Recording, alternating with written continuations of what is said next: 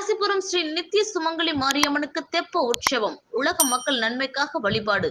நாமக்கல் மாவட்டம் ராசிபுரத்தில் பல்வேறு கட்டளைதாரர்கள் சமூகத்தார்கள் சார்பாக சுற்றுப்பொங்கல் விழா மற்றும் ஸ்ரீ நித்திய சுமங்கலி மாரியம்மன் சாமிக்கு அபிஷேக ஆராதனைகள் தொடர்ந்து நடைபெற்று வருகிறது.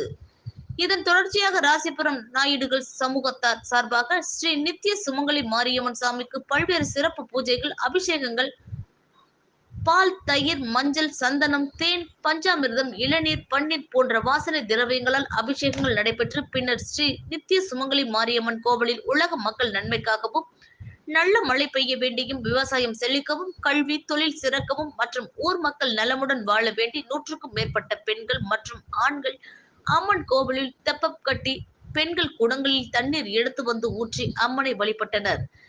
முன்னதாக காவேரிப்பட்டணம் பம்பை மேளங்கள் முழங்க ஸ்ரீ நித்திய சுமங்கலி மாரியம்மன் உற்சவர் ஊர்வலமாக அழைத்து செல்லப்பட்டு பின்னர் அம்மனுக்கு சிறப்பு அலங்காரங்கள் செய்யப்பட்டு மகா தீபாராதனை நடைபெற்றது. பக்தர்கள் அனைவருக்கும் அன்னதானமும் வழங்கினர்.